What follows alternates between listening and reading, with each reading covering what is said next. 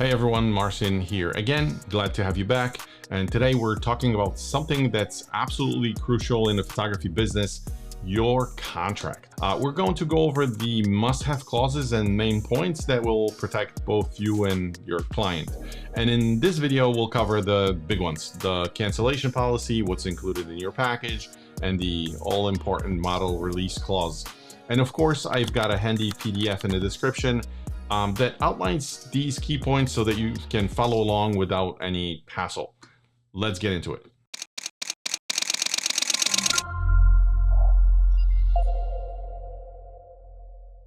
Essential photography contract clauses. I know you guys can't really see because it's a little overexposed with the lighting, but this is a contract from one of our recent weddings, the one that we did in on March 15th. So last month, this is the wedding we did in Miami. And my contracts, like you can see page 1, but my contracts span through, like, page 1 is where you kind of spell out the package and the pricing. But there is like page 2, page 3, page 4 of clauses, and page 5 is actually where you put the signatures down. So I wanted to go, I'm not going to be looking at the contract, but I wanted to focus on the very specific, what I think are the most important clauses of the contract. Just things you have to know. I'm not saying you have to do anything, don't have to put anything in a contract, but I know I sort of have like different epiphanies when I came across those clauses. I'm like, oh, I gotta make sure I put this in. And then over time, like over the years, I met with different photographers. There's like, do you have this in the contract? Do you have that in the contract? And I just kept modifying until it actually came to like this. All right, this is now good. I'm super comfortable sending this to a client. I always send it to a client. I know at the very beginning when I was forming this, I was at the beginning getting questions and then more like polishing to the point where it's like, okay, now I'm comfortable sending it out. And when I get it from my clients, nobody's really like challenging me or asking weird questions or whatever. So that's exactly what we're going to do today. I want to go through and just kind of talk about the main points. I said contracts aren't just paperwork. They are your protection when things go sideways. You have to be protected, and good contracts protect both sides. So it's not just clients usually think that it's just something that protects them, but it's also something that protects you. Things happen, life happens, and you just have to protect yourself and your family, and just kind of set clear expectations on what it is in terms of like payments and expectations in terms of like time, what happens if they cancel. So all of this good stuff is here today. We're going to talk about everything, and that is really what we're going to do. So slide number, the purpose, just to close that out, the purpose is to set the stage.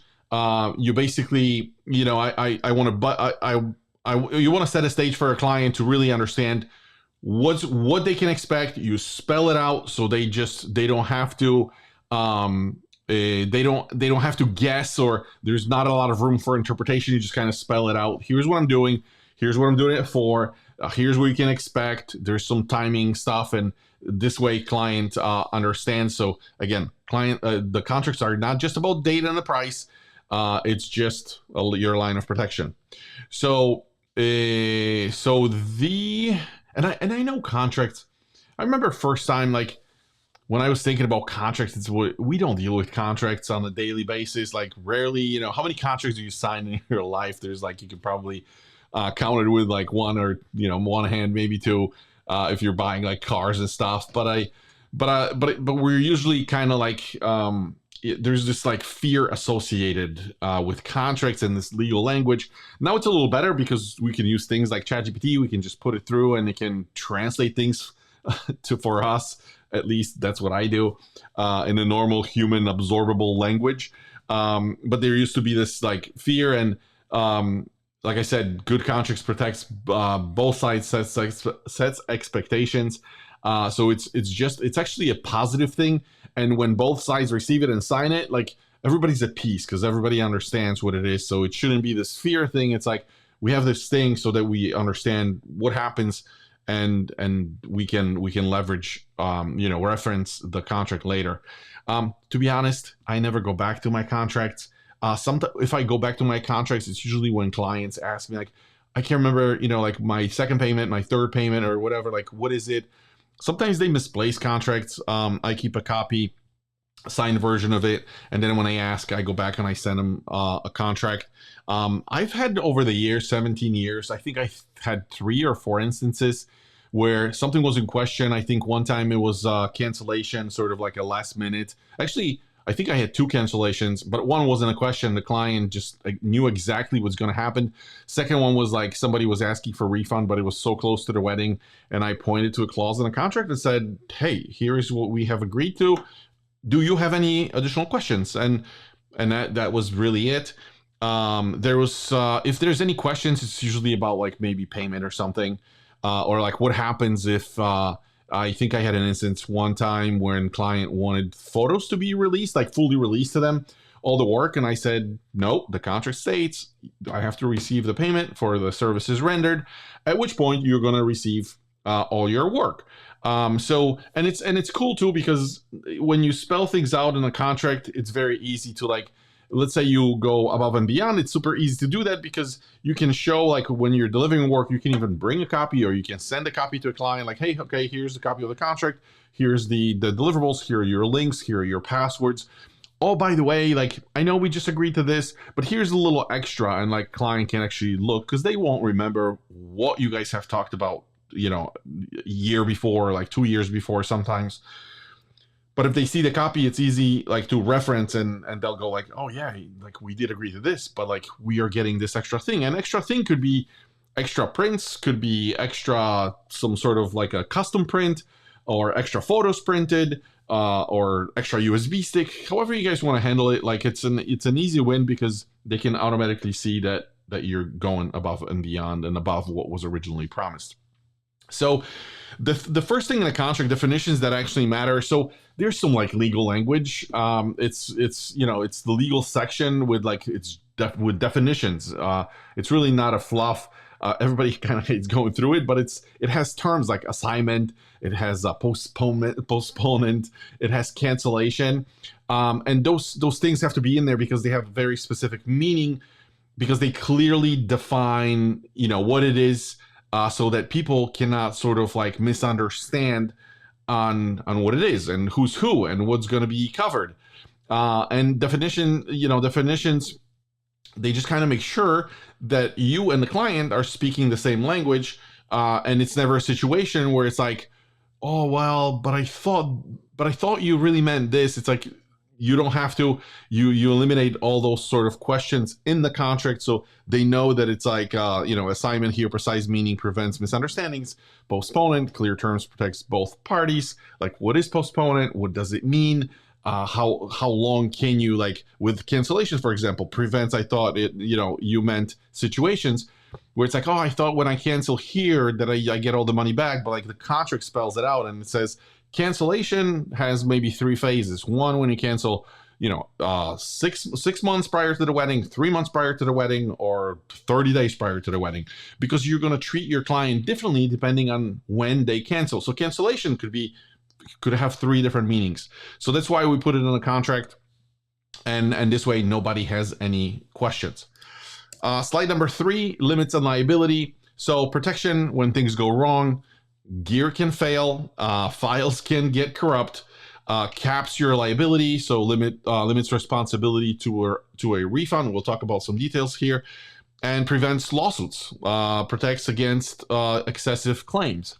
So in the contract, you can actually spell it out. If there's something you don't do before they can even sue you, you can include a clause to say, here are the rules, here's what you were agreeing to. So before we start dragging each other through courtrooms, first I need my refund or whatever. Like, it spells out the rules so you can avoid any sort of inconvenience. You guys don't want to be stressed out beyond what you're doing the wedding days, or the corporate shoots or family. Like, it's already kind of stressful in a way, and you're delivering work, and you just want to avoid any sort of unnecessary paths after work has been performed. So as far as here limits liability protection when things go wrong, like I said, life happens. Gear can fail. We've had cases where a camera or two would sort of start malfunctioning. Everything was fine. Everything is good. You always never panic. You always have to take out the battery, maybe take off the lens, and then just kind of reset the camera. The 99.9% of the time, everything works perfectly. It's always good to have backup gear. But what if something happened? What if something happened to your primary camera and your backup gear? Like, what happens then? What happens if, it's technology? What if like files get corrupted? Like, what happens? There's nothing you can do. So there are things beyond your control where there's nothing you can do about it. What if there is a photo session scheduled for 4 p.m. and suddenly you find yourself in the middle of hail or thunderstorm, and it's like, can't do it. Like, there's nothing I can do about it. So this clause limits how much you're kind of on a hook for. If something breaks and you can't deliver, this clause basically caps your liability to a refund and not a lawsuit. So yes, you are basically spelling it out for a client to say, if something like that happens, things happen. It's life, it's gear, it's technology. Obviously, you're doing everything to not run into those situations. But if that happens, you spell out in the contract that there's no lawsuit. They're just going to receive a full refund. And if you're not in control, you're not in control. It's a different thing when you decide not to show up. But if something happens that's just, laws of nature, let's say, there's obviously nothing you can do. So that's in terms of the liability. Specific images clause in the contract. You're not promising every shot. And I know it's sort of kind of all over the spectrum. I actually ask my clients for ideas for photos. Very often when I'm being approached by family, maybe when I'm doing senior portraits, even with weddings, even with corporate clients, they try to not necessarily mimic or copy, but like they have ideas for how they're kind of seeing this thing come to fruition. And even though I ask, and even though they bring me specific images, I never try to exactly replicate and copy somebody's work. So specific image clause, this one I have 3 things here listed. Style over checklist. Clients hire you for your approach, not necessarily to copy somebody's work. There's no guarantees, can't promise specific moments. And then, because what if things are happening in 2 places at the same time, and it's like, oh, you've missed this, but you've been capturing something else. That happens very often. Sometimes things happens. It's a very unpredictable sort of things may take place. Somebody walking in, you may miss a moment. You were not there. You were on the other side. Focusing on something else. And yes, again, you're going to do your best to be present everywhere where you need to be. Usually you talk to your client about, the major things that are happening, like, let's say wedding, the couple being introduced at the reception hall, and then they're having a first dance and they're having parents' dances. Obviously, those things are sort of on a schedule, when they're going to happen, and you're always there to sort of capture that. You sync with the DJ. The DJ always prompts you, or like, grabs your attention, and then you guys work together through it. But there may be something that's a candid moment, grandma hugging another grandma in the corner of the room while you're trying to focus on the first dance. If somebody comes and says, well, that was not captured, that was the last hug between 2 grandmas, they're no longer with us. Obviously, I'm taking it too far, but you guys get the point. Nobody can come and say this wasn't captured, so you're sort of safe that way.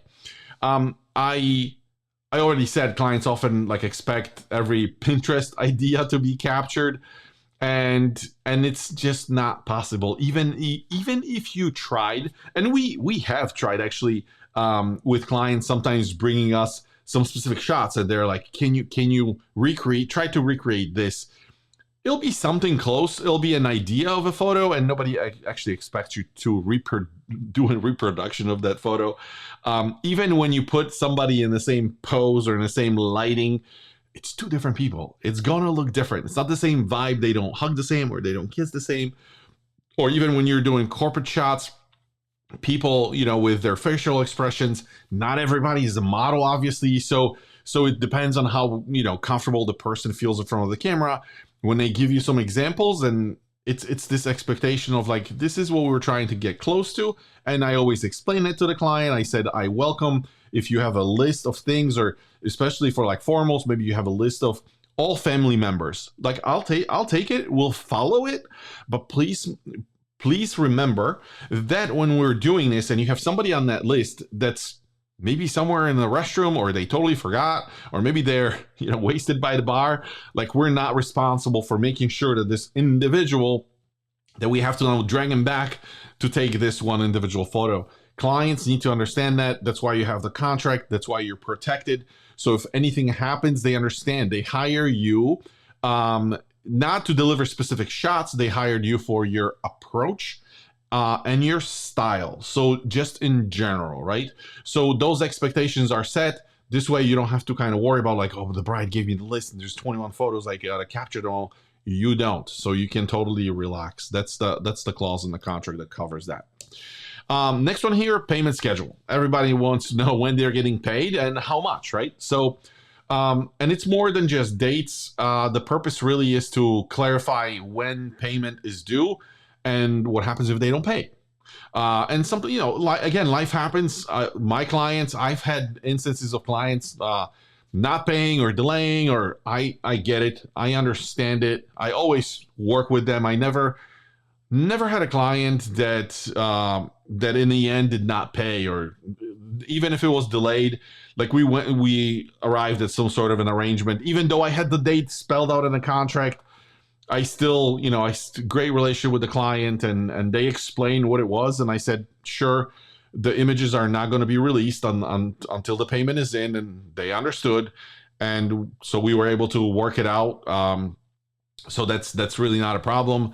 So sometimes, people get busy. I've had clients where it would seem like, we just did an event and suddenly you're trying to reach out, and it's like for 2 weeks, it's like no word there. Almost feels like somebody's ghosting you. But remember, people are different. Sometimes they go on their honeymoon. Sometimes they leave. Sometimes it's a business trip, like where they can't really reach out to you. After the wedding, everybody's so busy before like the wedding, let's say, or before the corporate shoot, that and corporate shoots, it's a very similar scenario where you would work with a client to like set it up for 6 months, and then nothing. It's like silence. Like, oh my God, did I do anything wrong? And then the contracts just kind of spell out what do you need to do in those cases, because they can ghost you. They can be busy, but like, you're running a business. You're expected to be paid. You have expenses. Some of us have, studio locations. Some of them have payments on equipment. Some of us use that money to feed our families. Like, so even though the client can do whatever they need to do, the client is there in place to say, you can basically, you don't necessarily have to send out a copy and say, well, now why you need to pay, but it's like, hey, according to our payment, the second payment is now due. Please make sure that it's blah blah blah, because and the contract spells out the details, whether they have to pay you more, whether it's some sort of percentage or whatever. So you spell out those terms in the contract, and then.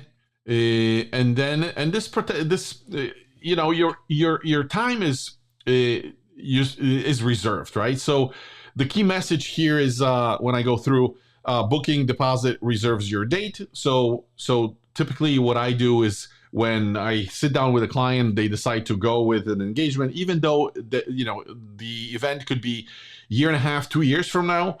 They're still responsible for the deposit. So basically they're reserving this date on my calendar.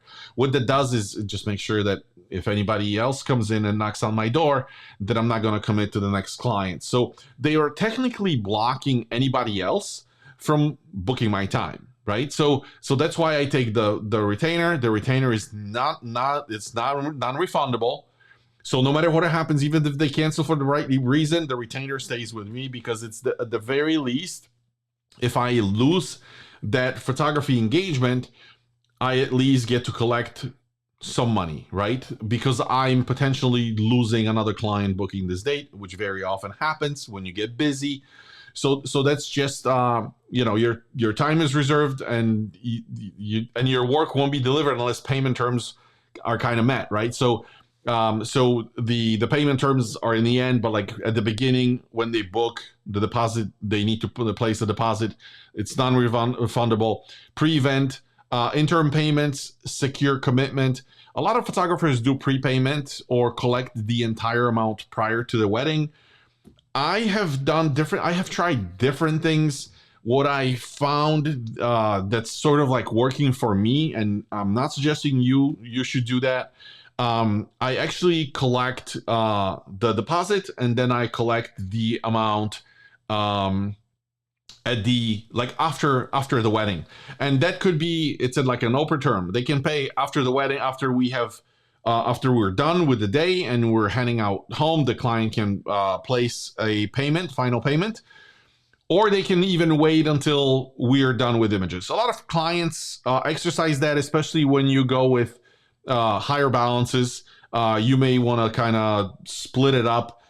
So if there is like a $5,000, $6,000 engagement, you can do $2,000 for the deposit, $2,000 before the wedding, and let's say $2,000 after you're done with images.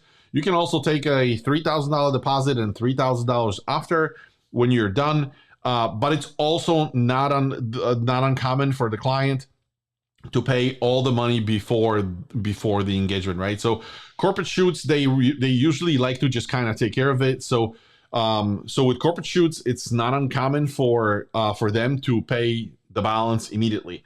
With family and personal portraits, it really depends on what you're doing. If you're doing professional work, depending on the delivery and the product.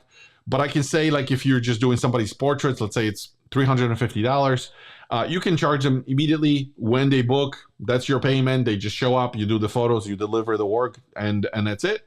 But you can also, if you're, let's say, delivering prints, very often they can place $100 deposit and then pay the rest later. It's always better to put a higher deposit earlier, because what are the chances of somebody not showing up if they placed a $400 deposit versus $50 deposit or no deposit? So you're running that risk if you're not taking any deposits, any retainers, that somebody may not show up and just say, we'll just rebook it. So, and you don't want to run into that scenario. So pre-event, if it's split in three, it would be a deposit, pre-event, and then delivery. And then, like I said, delivery payment. You guys don't see the slide. I keep talking and you don't see it.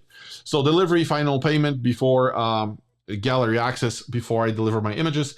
I actually say, hey, your final payment is now due, and that is really kind of how it works.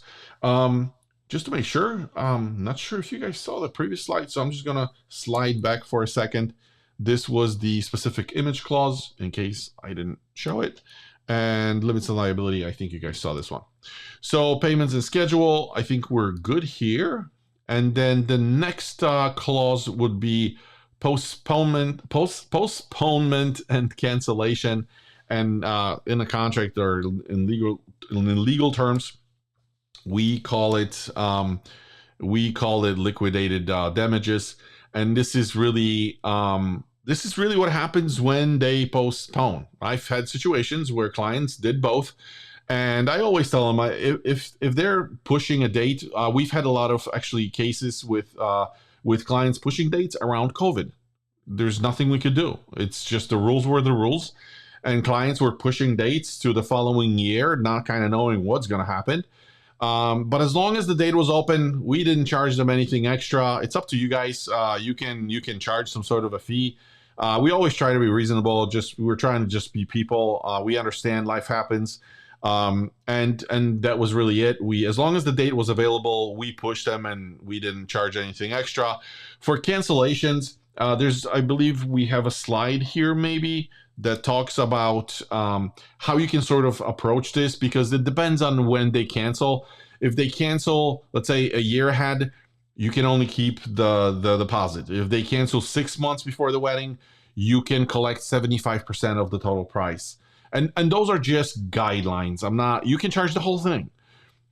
I believe we did deposit, and then unless they canceled like a month, 30 days before, it wasn't even a discussion. The full balance was due, and it's like we understand life happens, but our life also happens, and we have bills to take care of and things that we need to do. So you're in business. It's not like you're doing a friend a favor. So I believe we have tried at one point to do 75%, or actually 50% if it was like 6 months, and then we played with 75% if it was 3 months. Then it was just too complicated, and I think in the end we ended up where, like, even right now in our contract, I believe it's the deposit that you lose if you cancel like 12 months ahead, and if it's like within 12 months, just because we're busy, you 100% of the total balance was due, and those were just terms. So so that's really it. Let's see. Looking at my notes. Hey guys, we're gonna pause this just for 1 second. If you're enjoying this video and the content and want more exclusive content, join our Facebook community. Inside, you'll get access to live sessions where you can actually ask questions in real time. Just scan the QR code on the screen and follow the link. Can't wait to see you there. Back to the video. I think that's all we need to do on this one. Let's run through the slide.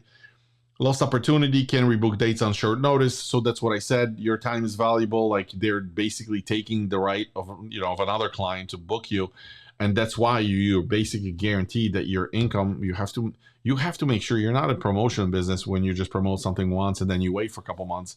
People come and go, and it's like very often client is asking for the date. I sit down, we talk through the details, and then they go away. Even when I sit down with clients, if you guys have seen the how to talk to client recording training session, I've talked about it, and I basically said, when I sit down and talk to them and they are asking for a date that's available, I say, this date is available. The next follow-up question is usually like, okay, well, how long do we have to decide?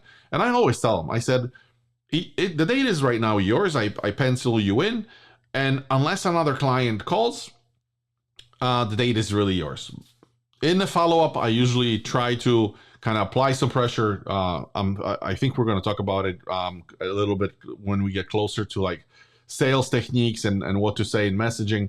But for right now, I'll just say that I usually give them some time, and it's not uncommon for another client to call within like 3, 4, 5 weeks. So they will still hear from me, and I would say it in the meeting. I'll say, you have as long as you need, but like, you're usually clients kind of book in waves and reach out in waves. So when they, let's say after Christmas, when New Year, everybody's kind of rushing to book their wedding, and then January, February, it's not uncommon to get so many meetings that it's like you meet with somebody and you say, yeah, this is your date, but like 2 weeks, 3 weeks later, there's another client asking, at which point I reach out to them and I say, you either book or you're losing the spot because I have another client that I would like to open this opportunity for. So so that is really it. Rescheduling terms I covered. Fair and predictable. Avoid arguments later. Obviously, everybody knows what to expect. And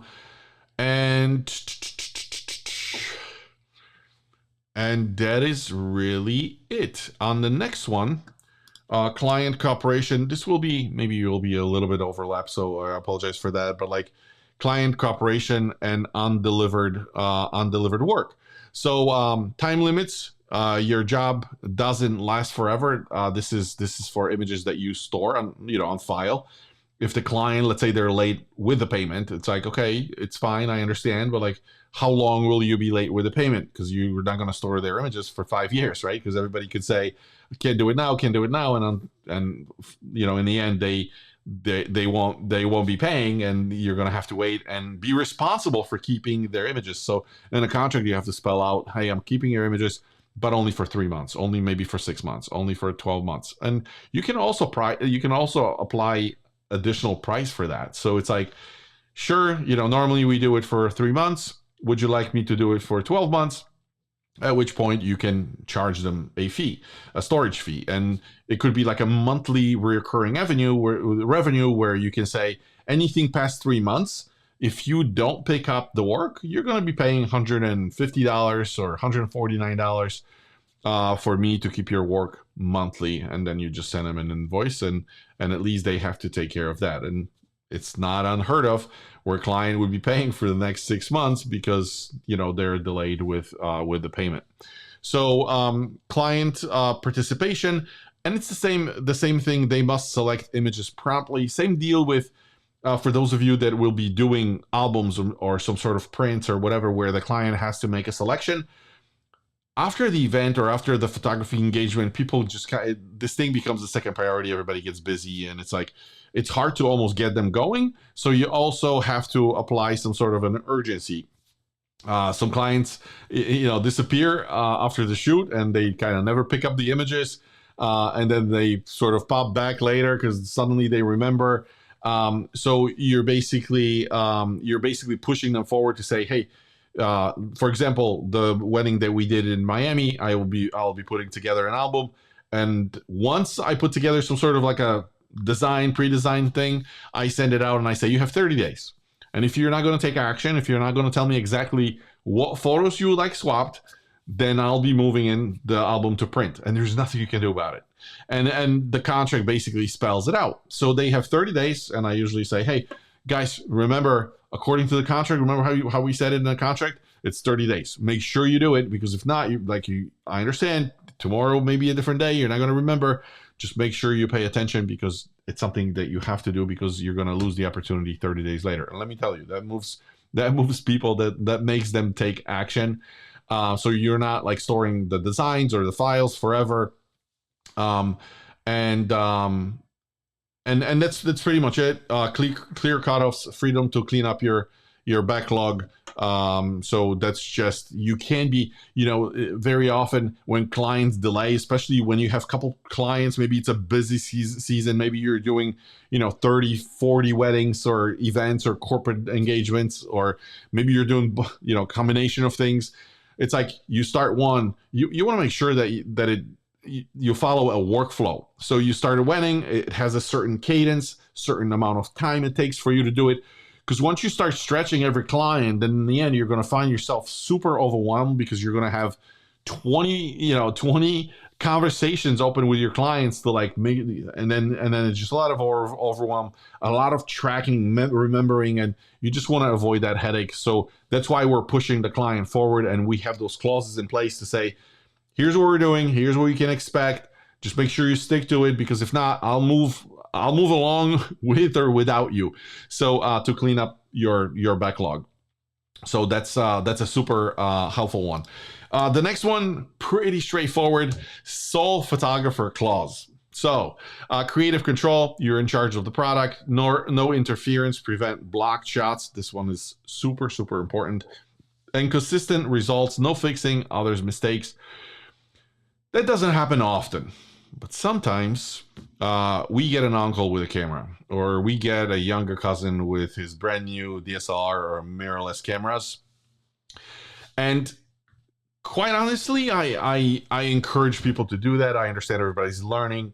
It just has to be this understanding that you guys are responsible for covering everything, and you're trying not to be obtrusive. So you stay away, you keep your distance. Let's use a situation, in a church.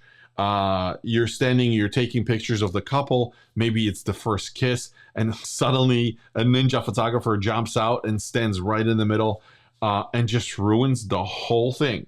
So clients will not remember, or they will not have an option to react when I see, and that person usually shows up in the morning, not in the church. But I always try to talk to one of the groomsmen or one of the bridesmaids, and I say, guys, here's the deal.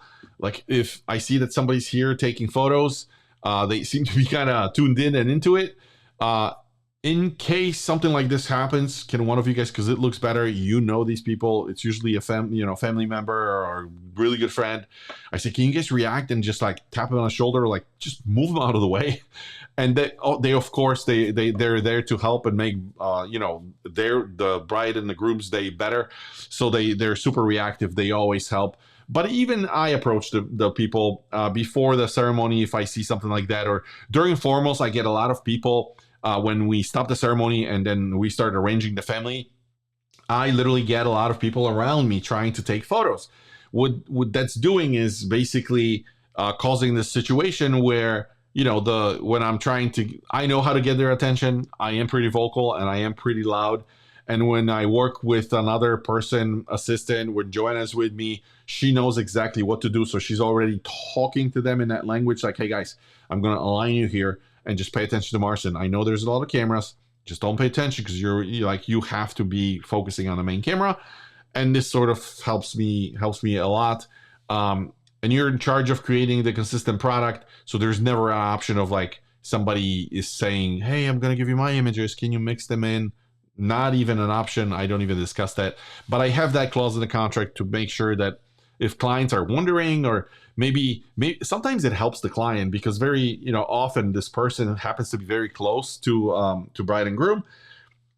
And maybe they're putting the client in an uncomfortable spot where it's like, they don't know what to say. With that thing in place, when clients see it, they almost get like a side, like a relief because they say, oh, good, because I have this person just asking and bothering us about doing this, and like great that it's there because we can show them, and that usually takes care of business. So another great clause to have in your contract.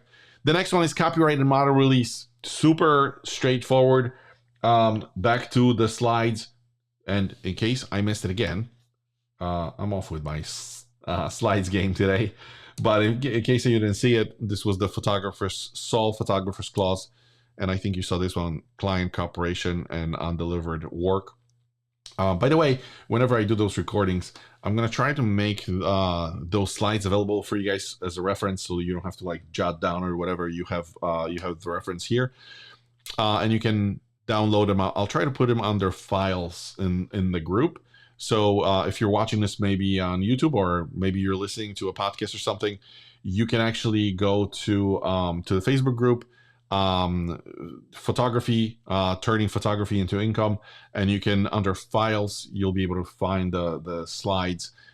So it's just will make your life easier, hopefully. Copyright and model release. It's basically shows that you still own the photos. It's very important, and you can use them to promote your work. Some clients assume they can do whatever they want with images, and it's not true, not always. And others don't realize that photos might show up on their website. So let's discuss too. So you own the photos, copyright remains with photographer. So let's say you're producing images and you want to make money on your images, on prints. You will then limit the option for the client to just print those extra prints at a local Walmart or Costco or whatever. Not that they're bad places to print. I actually use them for my own prints here and there. But the client can go in and print large formats like canvases and other products, because the stores, as they go in, will actually require them to do a signature and to actually confirm that they have a release from a photographer to print something bigger. So you can allow your clients to print like 4x6s, but if a family member, somebody that was there at the wedding, even the client, if they want to print something bigger than 4x6, you can then say, for 5x7, go to the website and you can order it. And if you guys do that, do it. If canvases, if you have other products, you can do it. So you basically control what happens. And if you decide that you want to give highest resolution to the client, let's say when they download images, you can also say that and say, hey, okay, here are your images. I only offer service. I'm not into product. We actually did that for a very, very long time. And that's just, you can totally do that, but the client knows that you basically control what happens with them. They can't just go out there and print whatever they feel like. And you can provide a license, so you can even charge extra for that license. You can say, hey, here are the downloads, and the downloads are this size, but if you would like full resolution images edited, it's going to be additional $2.99 or $3.99 or whatever you would normally generate from photos from this wedding, so the client can choose. And it's just, on your end, it's just a setting that you adjust in your online gallery, where you set the settings for the resolution. We're going to talk about that later, because I'm actually going to be covering one training just dedicated to online galleries. But but that's what you do. But then you get the little extra bonus of $2.99 or $3.99 or whatever it is on your end, and for doing really no additional work other than 2 clicks in your online gallery. Um, Portfolio rights can use images for promotion. Super obvious. I always have it in there because you are going to be using your images. You're going to be producing some additional albums, some samples, some studio products. You're going to be using images for your blog. You're going to be sharing them on social media. Like, you have to let the client know. Now, can the client prevent you? Again, I'm trying to be human and understand. If there's a specific case, specific image, something super sensitive, client is not okay with that, I'm usually okay with that. If it's an image I absolutely love, let's say it's an image of bride and groom, of bride and dad dancing together, and let's say dad is tearing up, and maybe the bride is kind of feeling sad, like, I don't know what the dad will say, but like, it's a spectacular image. I usually will get in the conversation. I'll say, this image produces emotions. This image people need to see this image, because obviously in the end you guys are running the business. Like, if anything that produces emotions, that's why we do slideshows. That's why, to evoke emotions. So very often I will challenge, and in some cases I would say, hey, no big deal. We have plenty of images to show. Like, if you just don't want this one to be there, then it's totally fine.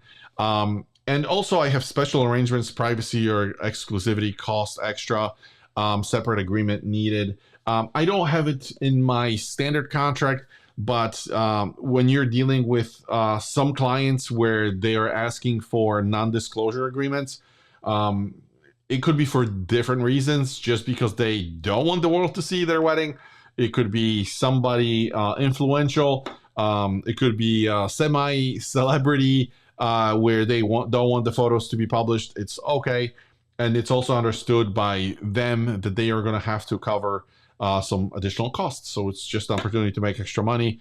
Of course, if you're shooting a celebrity, or maybe popular people, maybe there's a company around that's a well-known company, and they don't want you to show their images on your website, which they can request that. They also know that they are going to have to cover some additional charges. So that's really good for you. And then illness, injury, dangerous conditions. So we kind of have talked about it, but like, illness protection, not forced to work when sick, obviously. Safety first, can refuse hazardous locations. Replacement efforts will help find substitutes. So we actually, in whatever number of 220 something or 40 something weddings, we only had one case, and this is COVID related. I actually had one wedding that I could not attend. I actually attempted. I was at the airport and I was laying on the floor, and Joanna is like, there's no way you're not doing this wedding. And that's what happened. I ended up calling a replacement, and somebody else covered the wedding, sent us the images, we processed everything worked out, client was happy, and that's really what matters. But in those situations, you have to specify in your contract what happens when you get sick. And to be honest, when I'm sick, I work sick. If I have a flu, I work with a flu. And unless, if I limp something with one of my legs, I just kind of work like it, just because I prefer to do it this way. It's easier than looking for the right replacement, obviously. But if something happens and it's serious, then you have to just make sure that you have somebody in place to cover. I mean, it's an event. The client has been waiting a year or two, so you got to make sure that all ends are covered.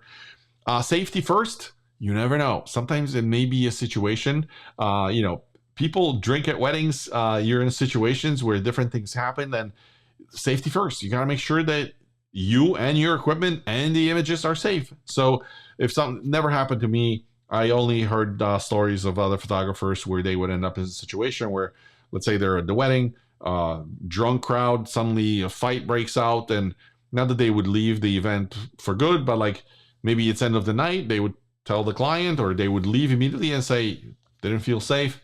It was getting late. People are drinking. This is, where we kind of got to, and it's spelled out in your contract. So if something like this happens, client understand why. And replacement efforts will help with finding a substitute, which, like I said, you have to find somebody to cover the event for you in case you can't, you know, you yourself cannot cover it. So this is this slide number 10, and this could be our last one. Collections and legal protections. And this is payment enforcement, legal recourse if clients don't pay, attorney fees, client responsible for collection costs, and then safety net prevents financial losses. Purpose here is let clients know you have legal recourse if they don't pay or breach the agreement. Quite honestly, we never had to exercise this right.